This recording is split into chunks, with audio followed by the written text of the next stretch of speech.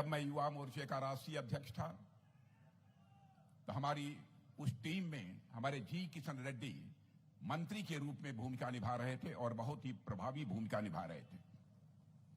भारत सरकार में मंत्री रहते हुए जिस तरीके से जी किशन रेड्डी ने अपनी जिम्मेदारी को निभाया है उससे आप सभी अच्छी तरह परिचित हैं। यहां का मेंबर ऑफ पार्लियामेंट होते हुए अपनी पार्लियामेंट्री कॉन्स्टिट्यूएंसी का डेवलपमेंट कैसे हो सकता है, जिस हद तक जाकर इन्होंने जी किशन रेड्डी गारू ने किया है उसकी जितनी भी सराहना की जाए उसके लिए मैं इन्हें आप सबकी तरफ से भी अपनी तरफ से हार्दिक बधाई देता हूं। जी किशन रेड्डी का यह कैरेक्टर है कि आपने देखा होगा लंबे समय तक पॉलिटिकल लाइफ में रहने के बावजूद इनका कोई पॉलिटिकल अपोनेंट, कोई विरोधी क्यों न हो, हमारे जी किशन रेड्डी के ऊपर उंगली उठाकर नहीं कह सकता कि एक भी करप्शन का कोई चार्ज हो। मेरे बहनों भाइयों, भारतीय जनता पार्टी का जहां तक प्रश्न है, हम राजनीति केवल गवर्नमेंट बनाने के लिए नहीं करते हैं। हम राजनीति यदि करते हैं तो नेशन बिल्डिंग के लिए राजनीति करने वाले हम सब सारे लोग हैं। और जहां तक तेलंगाना का प्रश्न है, मैं जानता हूं यह गेटवे ऑफ साउथ इंडिया है। तेलंगाना राज्य जो बना है इसका श्रेय केवल बीआरएस को नहीं है। मैं जानता हूं सैकड़ों लोगों ने तेलंगाना राज्य बनाने के लिए अपना बलिदान दिया है, अपने प्राणों को न्यौछावर किया है। उसके बाद यहां पर बीआरएस की गवर्नमेंट बनी है और बीआरएस ने जिस तरीके से उस गवर्नमेंट ने करप्शन को बढ़ावा दिया है, जनता की गाढ़ी कमाई को लूटा है। बहनों भाइयों, जिन लोगों ने तेलंगाना राज्य बनाने के लिए बलिदान दिया है उनकी आत्मा उन्हें कभी माफ नहीं करेगी। क्या कारण है? कांग्रेस हो, भारतीय ये बीआरएस हो, ये लोग जब गवर्नमेंट बनाते हैं इन लोगों के ऊपर करप्शन के चार्जेस लग जाते हैं। कांग्रेस के बारे में भी आपने देखा होगा, जब जब सेंटर में कांग्रेस की गवर्नमेंट बनी है उन लोगों के ऊपर करप्शन के सीरियस चार्जेस लगे, यहां तक कि उनके मिनिस्टर्स को भी जेल की हवा खानी पड़ी है। लेकिन चाहे हमारे आदरणीय अटल बिहारी वाजपेयी जी की सरकार रही हो, चाहे आज मोदी जी की सरकार है, भारत नहीं कोई दुनिया का कोई भी व्यक्ति उंगली उठाकर नहीं कह सकता कि हमारी बीजेपी लेड गवर्नमेंट के ऊपर एक भी करप्शन का चार्ज हो। गवर्नमेंट कैसे चलाई जाती है, गवर्नमेंट कैसे चलाई जाती है, इसकी कला यदि किसी को आती है तो भारतीय जनता पार्टी को आती है। बहनों भाइयों, हमारे मोदी जी के नेतृत्व में हमारा देश कितनी तेजी के साथ आगे बढ़ रहा है। भारत का स्टेशन, भारत का कद सारी दुनिया में बढ़ा है। पहले इंटरनेशनल फोरम पर भारत कुछ बोलता था तो भारत की बातों को जिस गंभीरता पूर्वक लिया जाना चाहिए नहीं लिया जाता था, लेकिन आज इंटरनेशनल फोरम पर भारत कुछ बोलता है, दुनिया कान खोलकर सुनती है कि भारत बोल क्या रहा है। यह भारत की हैसियत सारी दुनिया में बनी है। इतना ही नहीं, इकोनॉमी, अर्थव्यवस्था के आकार के मामले में 2014 में हमारा भारत दुनिया के देशों में 11वें स्थान पर खड़ा था, लेकिन हमारे प्रधानमंत्री मोदी जी ने वह करिश्मा कर दिखाया बहनों भाइयों कि हमारा भारत केवल 7 वर्षों में जो दुनिया में 11वें स्थान पर खड़ा था इकोनॉमी की साइज के मामले में, वह जंप लेकर 5वें स्थान पर आ गया। और सारी दुनिया के बड़े बड़े फाइनेंशियल फर्म्स, सारे अर्थशास्त्री यह दावा कर रहे हैं कि मोदी जी के नेतृत्व में जिस तरीके से भारत आगे बढ़ रहा है, भारत इस समय विश्व की फास्टेस्ट ग्रोइंग इकोनॉमी है, सबसे तेजी से आगे बढ़ने वाली अर्थव्यवस्था है। ऐसे ही भारत आगे बढ़ता रहा, 2027 यानी 2027 आते आते हमारा यह भारत दुनिया की टॉप 3 कंट्रीज में खड़ा हो जाएगा।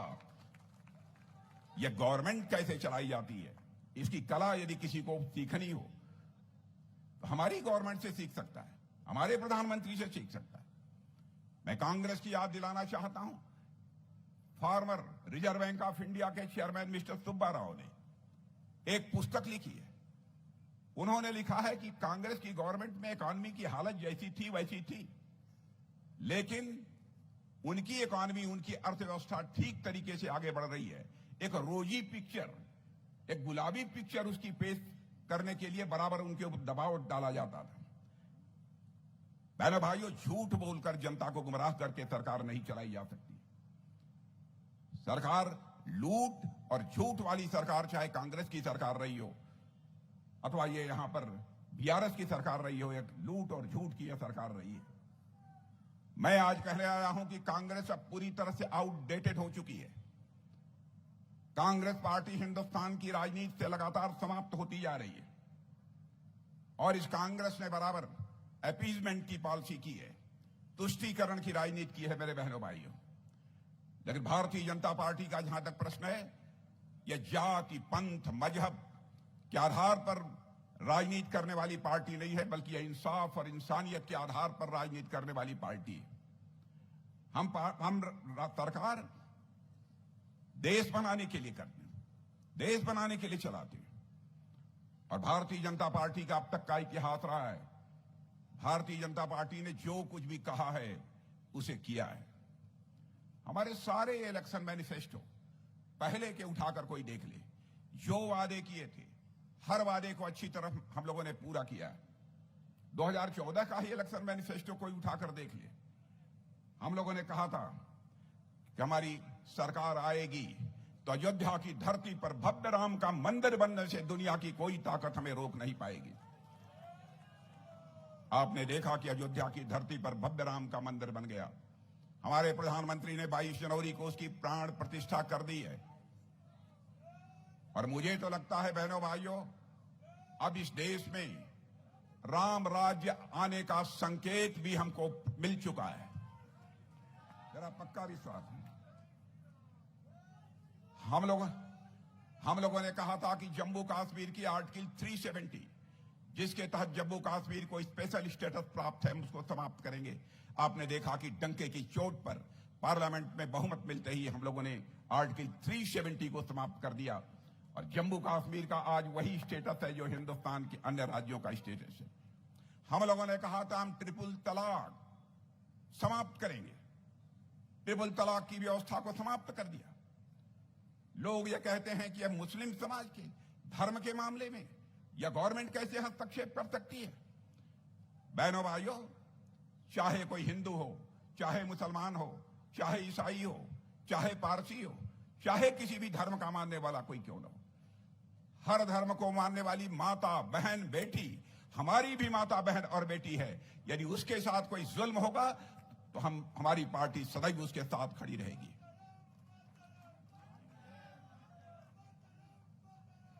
हम केवल सरकार बनाने की बार बार चिंता नहीं करते। हम लोगों ने नागरिकता का कानून, सिटीजनशिप अमेंडमेंट एक्ट, सीसीए पास किया। गलतफहमी पैदा करने की कोशिश की जा रही है माइनॉरिटी में कि उनकी सिटीजनशिप समाप्त हो जाएगी। मैं कहना चाहता हूं, किसी की भी नागरिकता इस नागरिकता कानून के कारण नहीं जाने वाली है मेरे बहनों भाइयों। और आगे की भी बात मैं कह देता हूं, इस बार इलेक्शन मैनिफेस्टो में हम लोगों ने घोषणा किया है, हम आएंगे तो यूनिफॉर्म सिविल कोड लाएंगे, यूनिफॉर्म सिविल कोड लाएंगे, समान नागरिक संहिता हम लाएंगे। दुनिया के अधिकांश जो प्रोग्रेसिव इस्लामिक स्टेट हैं, उन प्रोग्रेसिव इस्लामिक स्टेट में बहनों भाइयों यूनिफॉर्म सिविल कोड है। हमारे यहां क्यों नहीं होना चाहिए? लेकिन इसको भी लेकर हम लोगों के ऊपर कम्युनलिज्म का आरोप इन लोगों के द्वारा लगाने की कोशिश की जा रही है। भारतीय जनता पार्टी हिंदुस्तान की अकेली राजनीतिक पार्टी है जो कहती है वह करती है। हमारे वर्ड्स और हमारे डीड्स में कभी कोई अंतर नहीं रहा है।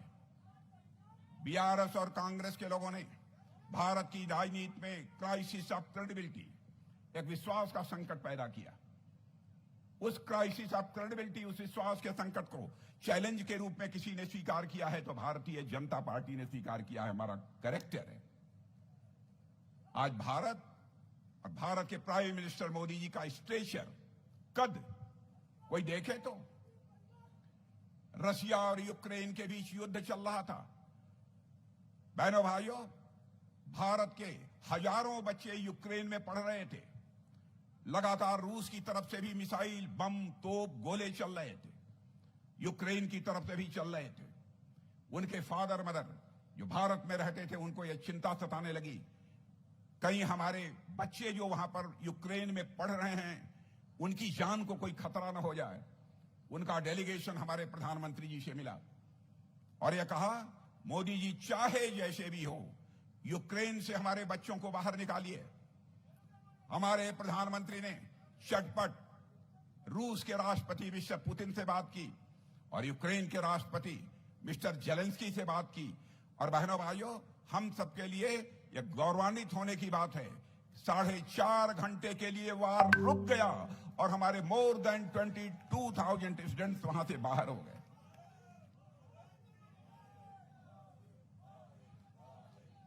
और हम लोगों के ऊपर रिलीजन के आधार पर भेदभाव, रिलीजन के आधार पर डिस्क्रिमिनेशन का आरोप यह लगाया जाता है। मैं बतलाना चाहता हूं आरोप लगाने वालों को, अरब के 5 देशों ने, सारी इस्लामिक कंट्री हैं, अपने यहां के सर्वोच्च सम्मान, सबसे बड़े सम्मान से यदि किसी को सम्मानित किया है तो भारत के प्रधानमंत्री मोदी जी को किया है। मेरे बहनों भाई,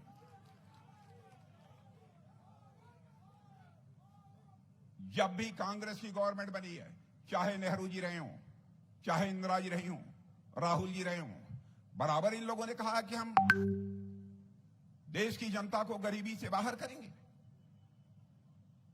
देश की जनता को गरीबी से बाहर नहीं कर पाए, देश की गरीबी नहीं समाप्त हो गई। लेकिन 8 वर्षों के अंदर ही हमारे प्राइम मिनिस्टर ने, बहनों भाइयों, इसे हिंदुस्तान के 25 करोड़ लोगों को गरीबी रेखा से बाहर करने में कामयाबी हासिल की है। यह कोई छोटी मोटी उपलब्धि नहीं है। देश में तेजी के साथ डिजिटल ट्रांजैक्शन हो रहा है, डिजिटल इंफ्रास्ट्रक्चर देश में कितनी तेजी के साथ बढ़ा है आप सभी अच्छी तरह जानते हैं। दुनिया में जितना डिजिटल ट्रांजैक्शन होता है उसका 46% अकेले डिजिटल ट्रांजैक्शन यदि कहीं होता है तो भारत में होता है। यह है भारत की ताकत। भारत इतनी तेजी के साथ आगे बढ़ रहा है। जो भी हम लोगों के कमिटमेंट थे, जो हम लोगों के वादे थे, हर वादे को हम लोगों ने पूरा किया है। बड़ी संख्या में यहां पर बहनें भी दिखाई दे रही हैं। मैं उनसे कहना चाहता हूं, बराबर कांग्रेस ने वादा किया है, हम आएंगे पार्लियामेंट में, असेंबली में, महिलाओं को हम 33% का रिजर्वेशन देंगे। इस काम को 30 वर्षों तक वह नहीं कर पाए।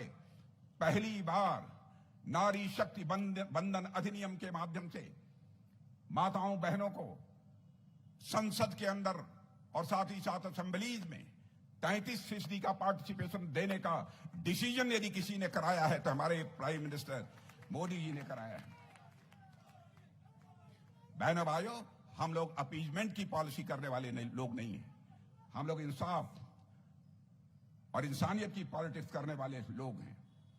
वाइब्रेंट स्टार्टअप कल्चर भी हम लोगों ने प्रारंभ किया है। वर्ल्ड क्लास इंफ्रास्ट्रक्चर, पहले सड़कें, हाईवेज बामुश्किल 8-9 किलोमीटर बनते थे। आज हम 38 से लेकर 40 किलोमीटर रोड्स पर डे बना रहे हैं।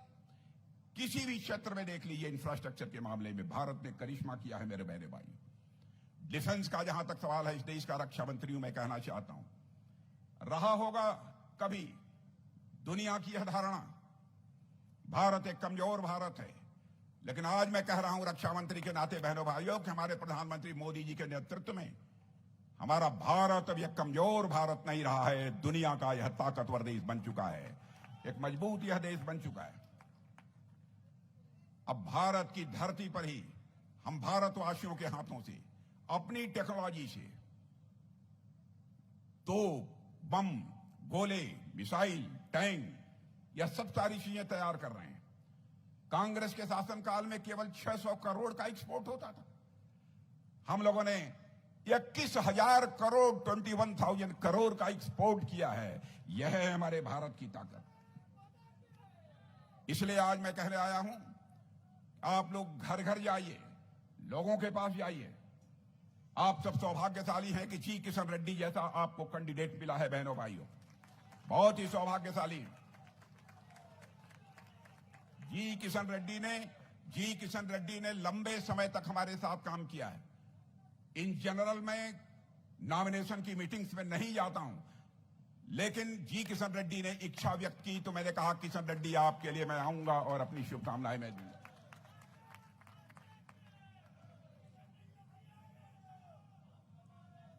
और बहनों भाइयों, मैंने कैबिनेट के अंदर भी देखा है, चाहे कोई सब्जेक्ट हो, उस सब्जेक्ट पर अपना विचार, अपने थॉट्स शेयर करने का काम कोई करता है तो आपका member of parliament Kishan Reddy करता है मेरे बहनों।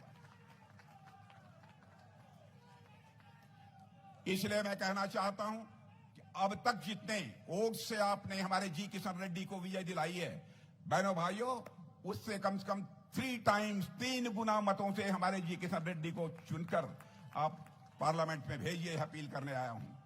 और ध्यान रखिएगा, आपके बगल की पार्लियामेंट्री कॉन्स्टिट्यूंसी मलकानगिरी, आपके बगल की कॉन्स्टिट्यूंसी है मलकानगिरी।